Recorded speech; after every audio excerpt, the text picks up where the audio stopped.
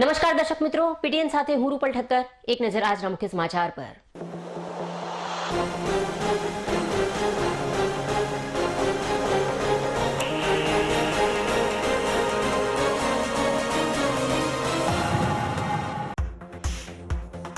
એશિયાનો સૌથી પ્રાચીન 147માં ગણેશ ઉત્સવનો થયો દબદબાભેર પ્રારંભ.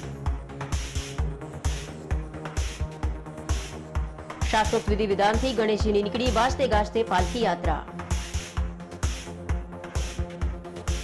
પાટણના ભદ્ર વિસ્તારની આવેલ ગણેશવાડીમાં મહારાષ્ટ્રીયન પરિવારો દ્વારા અનંત ચતુર્થી સુધી ઉજવાશે ગણેશ મહોત્સવ.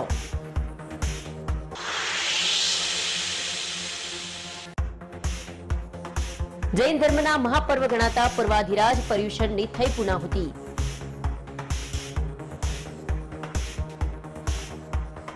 સંવત્સરીના દિવસે વિવિધ જૈન મંદિરોમાં બારસા સૂત્ર નામક ગ્રંથનું કરાયું વાંચન.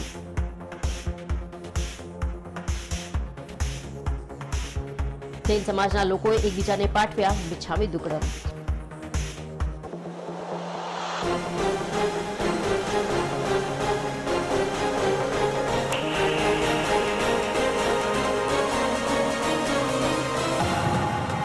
હવે સમાચાર વિગતવાર.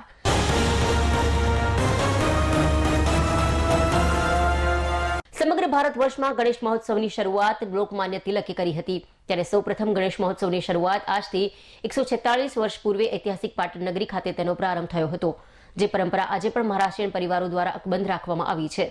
આજે એશિયાનો સૌથી પ્રાચીન 147માં ગણેશોત્સવનો દબદબાભેર પ્રારંભ થયો છે. પાટણ શહેરના ભદ્ર વિસ્તારમાં આવેલ ગણેશવાડીમાં મહારાષ્ટ્રીયન પરિવારો દ્વારા અનંત ચતુર્થી સુધી ભક્તિસભર માહોલમાં ગણેશ મહોત્સવ ઉજવાશે. આજે ચતુર્થીના દિવસે અને ઉત્સવના પ્રારંભે મહારાષ્ટ્ર પરિવારોએ પરંપરાગત મહારાષ્ટ્રીયન સમાજના લોકો ગણેશજીની મૂર્તિ લેવા ભદ્ર વિસ્તારમાં રહેતા મહારાષ્ટ્રીયન પરિવારના રાજુભાઈ દેવધર નિવાસ સ્થાનેથી શાસ્ત્રોક્ત વિધિ વિધાન પ્રમાણે ભગવાન ગણેશજીની પાલખી યાત્રા વાજતે ગાજતે નીકળી હતી. આ પાલખી યાત્રા ભદ્ર વિસ્તારમાં થઈ ગજાનંદવાડી ખાતે સમાપન કરવામાં આવી હતી, જ્યાં મહારાષ્ટ્રીયન પરિવારની મહિલાઓ અને શ્રદ્ધાળુ ભક્તો દ્વારા ભગવાન શ્રીજીની દેદીપ્યમાન મૂર્તિની વિવિધ વિધાનપૂર્વક વધાવવામાં આવી હતી. ગણેશજીની મૂર્તિનું બ્રાહ્મણો દ્વારા મંત્રોચ્ચાર સાથે વિધિવત રીતે સ્થાપન કરવામાં આવ્યું હતું. ત્યારબાદ ગણેશજીની આરતી ઉતારવામાં આવી હતી, જેમાં મોટી સંખ્યામાં મહારાષ્ટ્રીયન પરિવારના સભ્યો ઉપસ્થિત રહ્યા હતા. ગણેશવાડીમાં માટીની મૂર્તિ સ્થાપિત કરીને મહોત્સવ કરવામાં આવે છે, જેમાં ચાલુ સાલે ગણેશ ચતુર્થી, ઋષિ પંચમી, જ્યેષ્ઠા ગૌરી, આહવાન પૂજન અને વિસર્જન, નવમી, દશમી પરિવર્તન એકાદશી, શનિ પ્રદોષ, અનંત ચતુર્થી, દશ સત્યનારાયણ ભગવાનની પૂજા જેવા વિવિધ કાર્યક્રમો કરવામાં આવવાનું પણ જણાવ્યું હતું. પાટણમાંથી શરૂ થયેલા આ ઉત્સવ આજે સમગ્ર દેશમાં ઘેર ઘેર ઉજવાઈ રહ્યો છે, જેને લઈ પાટણમાં વસતા મહારાષ્ટ્રીયન પરિવારો ખૂબ જ ગર્વ અને આનંદની લાગણી અનુભવી રહ્યા છે. શ્રી ગજાનન મંડળીના ટ્રસ્ટી સુનિલ પાગેદારે જણાવ્યું હતું, આ મહોત્સવનું વિશેષ મહત્વ એ છે કે વર્ષોથી ભગવાન ગણેશજીની મૂર્તિ કાળી માટીમાંથી બનાવવામાં આવે છે, જે એક જ કદ અને એક જ આકારની મૂર્તિ બનાવવામાં આવે છે. મૂર્તિના વિસર્જન સમયે મૂર્તિમાંથી થોડી માટી લઈ તે માટીનો ઉપયોગ બીજા વર્ષે બનનારી મૂર્તિમાં ઉપયોગમાં લેવાય છે. એટલે વર્ષો પૂર્વે બનાવેલ મૂર્તિનો અંશ આજે પણ આ મૂર્તિમાં જોવા મળે છે. શ્રી ગજાનન મંડળી ભદ્ર પાટણ આયોજિત આ એશિયાનો સૌથી જૂનો સાર્વજનિક ગણેશોત્સવ છે, જેનો 147મો વર્ષ છે. એનો આજથી અહીંયા દબદબાભેર ધાર્મિક ઉત્સાહથી અહીંયા આજથી શરૂઆત થઈ છે. આ ગણેશોત્સવ 1878ની સાલમાં અમારા વહીવટદાર હતા, જે મામલતદાર ભૂતપૂર્વ, તેઓ ગોવિંદરાવ યશવંતરાવ, એમના વખતમાં આ સામાજિક એક રસ્તા અને સર્વોને બધાને માધ્યમોમાં એકત્ર કરવા માટે શરૂ કરવામાં આવ્યો હતો. એ જમાનામાં મીડિયા અને પેપરો નહોતા, ત્યારે આનો લોકોના સંપર્ક માટે બહુ સારો ઉપયોગ થયો હતો. અને 1928માં પૂર્વ ન્યાયાધીશ મહાદેવ મુકુંદ જોશી હતા, એમણે 50 વર્ષનો આનો ઇતિહાસ લખ્યો હતો. અને એ વખતે એ 50 વર્ષની અર્ધશતાબ્દી એમણે ઉજવી હતી. 1978માં ડૉક્ટર શરદ અગ્નિહોત્રી અધ્યક્ષ હતા, ત્યારે એની શતાબ્દી ધામધૂમપૂર્વક પૂરા ભારતમાં ડંકાભેર ઉજવાઈ હતી. અને અત્યારે 147મું વર્ષ છે. 2027માં એનું 150મું વર્ષ આવી રીતે ધામધૂમથી ઉજવવાનું છે. અને આની ધાર્મિક આની માન્યતા એવી છે કે અમારે 146 વર્ષથી માટીના જ ગણપતિ બનાવવામાં આવે છે. એક જ ઢબથી, એક જ માપથી એ બનાવવામાં આવે છે. અને પૂરા ભારતમાં જ્યારે અનંત ચતુર્દશી એનું વિસર્જન થઈ જાય છે, ત્યારે અમારે અનંત ચતુર્દશીના મધ્યરાત્રિમાં 2 થી 4માં એનું વિસર્જન ઉત્થાપન કરવામાં આવે છે અને પૂનમના દિવસે એનું વિસર્જન થાય છે. શું કાર્યક્રમ કરવામાં આવે છે ગણેશ મહોત્સવને લઈને? એમાં ધાર્મિક કાર્યક્રમો, ભજન, કીર્તન, સંગીત, એના વિવિધ કાર્યક્રમો કરવામાં આવે છે. અભિષેક થાય છે, સત્યનારાયણની કથા છે, આવા બધા જુદા જુદા ગણેશ યાગ પણ થાય છે, આવા જુદા જુદા બધા ધાર્મિક કાર્યક્રમો, સાંસ્કૃતિક કાર્યક્રમો પણ થાય છે, શાળાના ભૂલકાઓના પણ કાર્યક્રમો થાય છે, જેથી કરીને તેઓ પણ આપણી ધાર્મિક મહત્ત્વ સમજી શકે, શીખી શકે. 47 વર્ષથી ચાલતો આ સાર્વજનિક ગણેશ મહોત્સવમાં વિશેષતા એ છે કે એની માટી જે છે ગણપતિ બનાવવા માટે એ ઇકો ફ્રેન્ડલી હવે ચલણ થયું છે, પણ 146 વર્ષથી આ એક માટીમાંથી જ ગણપતિ બને છે.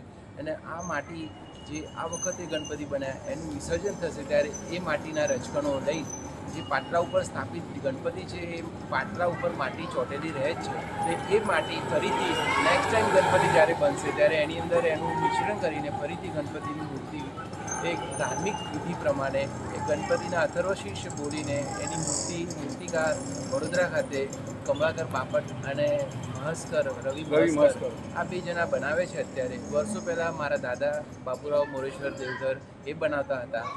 આ મૂર્તિ આટલા વર્ષોથી માટીમાંથી જ બને છે, એ જ એની એક મહત્વ વિશેષતા છે. અને મૂર્તિની સાઇઝ એક જ છે, 21 ઇંચ એની હાઇટ છે, 24.5 ઇંચ એની પહોળાઈ છે અને 18 ઇંચ એની ડેપ્થ છે. અને આ મૂર્તિ આ જ પ્રમાણમાં આ જ વર્ષોથી આ જ બને છે. એ જ ગણપતિની વિશેષતા, એના કારણે એની ધાર્મિક પરંપરા પણ સચવાય છે અને મહત્તા વધતી જાય છે.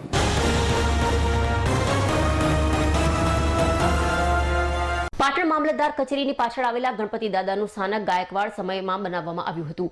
આ ગણપતિ દાદાનું સ્થાનક અતિ પ્રાચીન હોવાથી દર વર્ષે ગણેશ ચતુર્થીને લઈને મામલતદાર પરિવાર દ્વારા ગણેશ યાગનું આયોજન કરવામાં આવતું હોય છે. ત્યારે ચાલુ સાલે પણ ગણેશ ચતુર્થીને લઈને મામલતદાર કચેરી પરિવાર દ્વારા ગણેશ યાગનું આયોજન ગણપતિ દાદાના સ્થાનકે કરવામાં આવ્યું હતું. ત્યારે પાટણના વિદ્વાન પંડિત જયેશભાઈ પંડ્યાએ શાસ્ત્રોક્ત વિધિ વિધાનથી ગણેશ યાગમાં આહુતિ અપાવી હતી. ત્યારે યજમાન પરિવાર તરીકે નાયબ મામલતદાર ઈ-ધરા સચિન પંચાલ પરિવારે લાભો લઈ ગણેશ યજ્ઞમાં આહુતિ આપી હતી. આ પ્રસંગે પાટણ મામલતદાર, તાલુકા મામલતદાર સહિત મામલતદાર કચેરીનો સ્ટાફ ઉપસ્થિત રહીને ગણપતિ દાદાના દર્શનની સાથે સાથે ગણેશ યાગના દર્શનનો અનેરો લાભો લઈ ગણેશ ચતુર્થીની ઉજવણીને યાદગાર બનાવવાના પ્રયાસો કર્યા હતા. આ અતિ પ્રાચીન ગણપતિ દાદાના સ્થાનકે ગણેશ ચતુર્થીના દિવસે નવીન ધ્વજાનું પણ આરોહણ કરવામાં આવતું હોવાનું પ્રદીપભાઈ બારોટે જણાવ્યું હતું. પાટણ મામલતદાર કચેરી ખાતે આ ગણપતિ દાદાનું મંદિર ગાયકવાડ સરકારથી મારી સ્થાપિત થયેલું છે. ત્યાંથી દર ગણેશ ચતુર્થીએ પરંપરા મુજબ યજ્ઞ કરવામાં આવે છે. ચાલુ સાલે અમારે નાયબ મામલતદાર ઈ-ધરા સચિનભાઈ પંચાલ અને એમના ધર્મપત્ની કલાપતિ બેન બેઠા છે. મામલતદાર અત્યારે સિટીમાં ડી.કે. રાજપાલ સાહેબ, ગ્રામ્યમાં જી.આર. ગાંધી સાહેબ અને મિતુલ પટેલ સાહેબ ગ્રાન્ટ ઓફિસર પણ એમને પરિવાર સાથે આજે દર્શનનો અને પૂજાનો લાભ લીધો છે.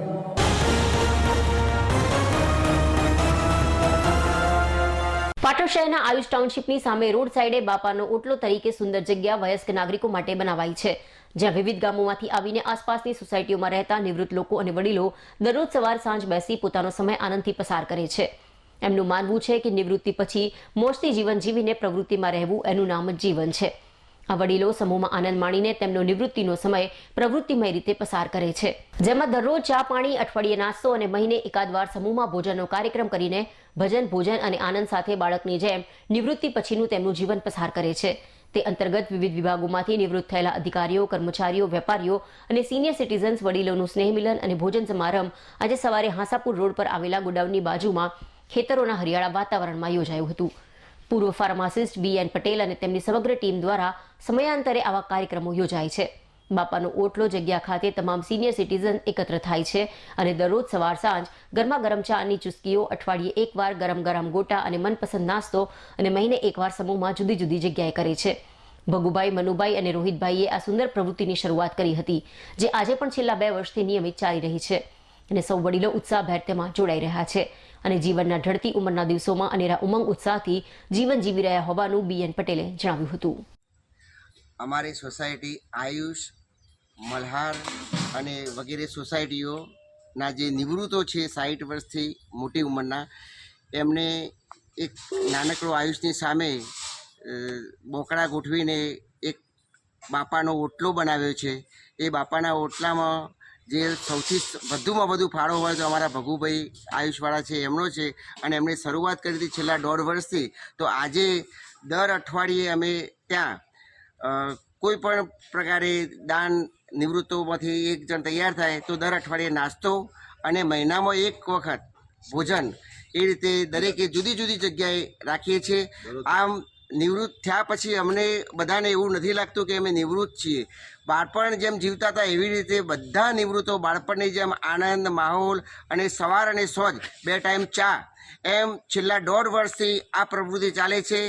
અમને એવું નથી લાગતું કે ક્યાંય અમારા વચ્ચે મતભેદ કે મનભેદ થયા હોય અને બધા જ સાથે મળીને એક પરિવારના કુટુંબ હોય એવી રીતે 3 સોસાયટીના બધા નિવૃત્તો જીવે છે. જેમ બાળકો રમતા હોય એવી રીતે અમે રમત રમીએ છીએ અને આનંદ કરીએ છીએ. આજે ગણેશ ચતુર્થી છે એટલે ગણપતિ ભગવાનની છે. આજે અમારા બાબુભાઈ મારા મિત્ર છે, એમના આમંત્રણથી આયુષ સોસાયટીને આજુબાજુની સોસાયટીઓ બધા ભેગા થયા એટલે કે એમને આમંત્રણ આપ્યું કે ભાઈ આજે મારા તરફથી ભોજન પ્રસાદ છે એટલે મારે આવવાનું થયું. પણ અહીંયા જે કાર્યક્રમ થયો અને જે ભાવ જોયો વડીલોનો એ જોઈને હું ઘણો હર્ષિત થયો અને બીજી સોસાયટી અને બધા સિનિયર સિટીઝનોને બહુ પ્રેરણાદાયક થાય એવો આ પ્રસંગ લાગ્યો. છેલ્લા 5 વર્ષથી આ ચાલે છે એવું મને જણાવ્યું.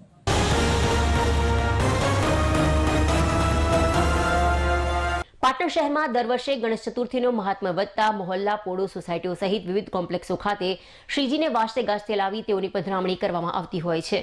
ત્યારે ગણેશ ચતુર્થીના પાવન અવસર નિમિત્તે શક્તિ પાર્ક સોસાયટીમાં પટેલ હાર્દિકુમાર જયંતિલાલના ઘરે ગણપતિ ગજાનંદ દાદાની હર્ષોલ્લાસ અને ધામધૂમપૂર્વક સાથે દાદાની સ્થાપના કરવામાં આવી હતી અને સર્વે ગણપતિ દાદાની પૂજા અર્ચના કરી દાદાના ગરબે ઘૂમી ધન્યતા અનુભવી હતી.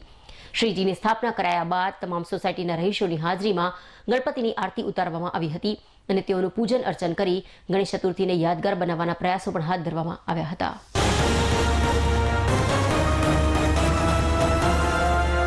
પાટણ શહેરના હિંગળા ચાચા ચોકમાં વર્ષોથી માટીના ધંધા સાથે સંકળાયેલા ઓતિયા પરિવાર દ્વારા ગણેશજીની મૂર્તિઓ બનાવવાનો વ્યવસાય કરી રહ્યા છે.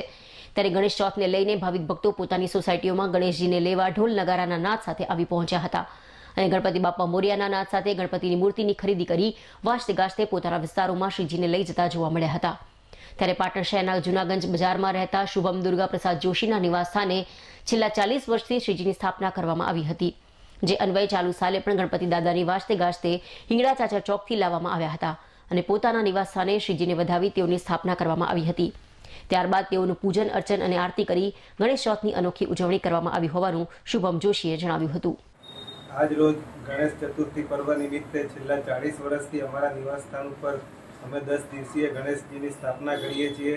તે આજ રોજ પણ ચાલુ સાલે અમે ધામધૂમથી ગણપતિજી શુભ મુહૂર્તમાં લઈને આવ્યા અને અમારા નિવાસસ્થાન ઉપર ગણેશજીની સ્થાપના કરી. પાટણ તથા સમગ્ર દેશવાસીને ગણેશ ચતુર્થીની હાર્દિક શુભકામનાઓ.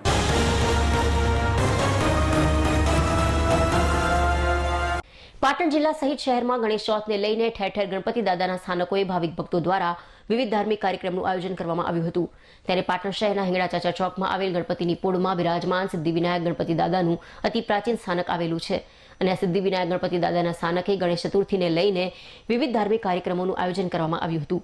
ત્યારે આજરોજ ગણેશ ચોથને લઈને મોટી સંખ્યામાં ભાવિક ભક્તોએ ગણપતિના દાદાના દર્શનનો અનેરો લાભો લઈ ધન્યતા અનુભવી હતી. મંદિર પરિસર ખાતે આરતી સહિતના વિવિધ ધાર્મિક કાર્યક્રમોનું આયોજન ગણેશ ચોથને લઈને કરવામાં આવતું હોવાનું મંદિરના પૂજારીએ જણાવી સંધ્યા સમયે ગણેશ ચોથને લઈ હિંગળા ચાચા ચોકમાં ભવ્ય લોકમેળો ભરાતો હોવાનું પણ જણાવ્યું હતું. જૂનું પ્રાચીન મંદિર હિંગળા ચાચા પાટણની અંદર આવેલું છે અને સવારે આ દાદાની ચોથ કરવાથી દાદા કામ થાય છે અને મેળો ભરાય છે.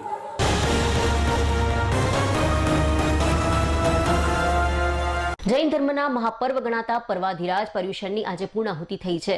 પર્યુષણના અંતિમ દિવસે જૈન લોકો સંવત્સરીના નામથી ઓળખે છે. આ દિવસ જૈન લોકો માટે ખૂબ જ મહત્વનો દિવસ છે. આ દિવસે વિવિધ જૈન મંદિરોમાં જૈન સાધુ મહંતો દ્વારા લોકોને 12 સૂત્ર નામક ગ્રંથનું વચનામૃત આપે છે. આ દિવસે જૈન સમાજના લોકો અહિંસા, શાંતિ, પ્રેમ, દયા, ક્ષમા વગેરેનું પાલન કરે છે અને બને તેટલા ધાર્મિક પ્રવૃત્તિઓમાં લીન રહે છે. આજે પાટણ શહેર સહિત વિવિધ જનાલયોમાં લોકોએ ભગવાન મહાવીર સ્વામીની પૂજા અર્ચના કરીને લોકોએ ધર્મમય દિવસ ગાળવાનો પ્રયાસ કર્યો હતો. જ્યારે નગીનભાઈ પૌષદ શાળા અને સાગર ઉપાશ્રય સહિત ત્રિસ્તુતિક જૈન મહાસંઘમાં મુનિ ભગવંતોએ પર્યુષણ પર્વમાં તપ અઠ્ઠઈ કરનાર શ્રાવક શ્રાવિકાઓને વ્રત તપ છોડાવ્યા હતા અને જાણે અજાણે કોઈને લાગણી દુભાઈ હોય તો મિચ્છામી દુક્કડમ પાઠવ્યા હતા. આજે પર્યુષણનો 8મો દિવસ 8મો દિવસ. આ દિવસે દરેક ઉપાશ્રયોની અંદર અત્યારમાં પ્રવચન ચાલશે. ગુરુ ભગવંતો પ્રવચન આપશે જેમાં 12 સૂત્રનું વાંચન થશે. સાહેબ આ 12 સૂત્રનું વાંચન એવું છે ને કે 8 દિવસનો સાર આમાં આવી જાય અને આ સૂત્ર 21 વાર જે કન્ટિન્યુ સાંભળે તેમનો મોક્ષ નિશ્ચિત છે એવું શાસ્ત્રોમાં વર્ણન છે. અને જૈન ધર્મ આજે આ દિવસે કોઈની સાથે પણ મન દુઃખ થયું હોય તો મન વચન કાયાથી મિચ્છામી દુક્કડમાં આપે છે. સાહેબ ક્ષમા કોઈ માગવી, કોઈ નિર્માલ્ય માણસ ક્ષમા માગે કે હું હારી ગયો એ રીતે નહીં, પણ વીર અને ખુમારીથી જે ક્ષમા આપવી ને એ આ પર્યુષણના જૈનોનું મુખ્ય કર્તવ્ય છે. આજે લોકો જીવદયામાં પણ આ પર્યુષણ નિમિત્તે દરેક ઉપાશ્રમમાં ટીપ થશે અને જુદી જુદી પાંજરાપોળને જ્યાં જ્યાં જરૂરિયાત હશે, જ્યાં જ્યાંથી એમની માગણી આવી હશે ત્યાં યથાશક્તિ દરેકને ફાળવણી કરશે. પર્યુષણની અંદર લોકો ખૂબ ભક્તિ કરે છે અને એમાં આજે સંવત્સરીનું તો સાહેબ એટલું બધું મહત્ત્વ છે. છેલ્લા દિવસે આજે ઉપવાસ પણ લોકો જે ન કરી શક્યા હોય આજે ઉપવાસ કરે, યથાશક્તિ ભક્તિ કરે અને ભગવાનનું કીર્તન કરે. આજે લગભગ જે પર્યુષણ અમારું ચાલશે ને એ લગભગ 3 કલાક ચાલશે અને એની અંદર ક્ષમા, છેલ્લે ક્ષમા અને સાહેબ ક્ષમા માગવાની ને સકલ સંઘની એની પણ બોલી બોલાય અને બહુ સારી બોલી બોલીને લોકો પોતાની કે દરેકને હું ક્ષમા માગું છું. સાહેબ આ જૈન ધર્મનું મહત્ત્વ છે.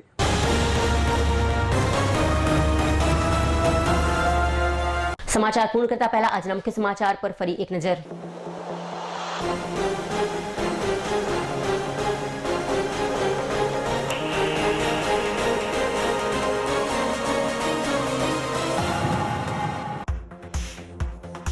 એશિયાનો સૌથી પ્રાચીન 147માં ગણેશ ઉત્સવનો થયો દબદબાભેર પ્રારંભ.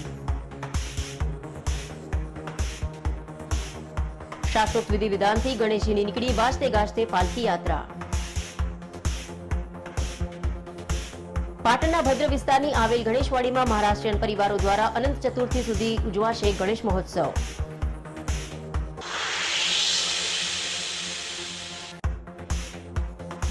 જૈન ધર્મના મહાપર્વ ગણાતા પર્વાધિરાજ પર્યુષણની થઈ પૂર્ણાહુતિ.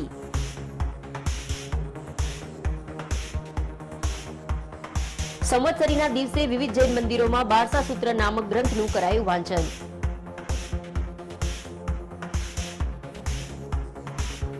જૈન સમાજના લોકોએ એકબીજાને પાઠવ્યા મિચ્છામી દુક્કડમ.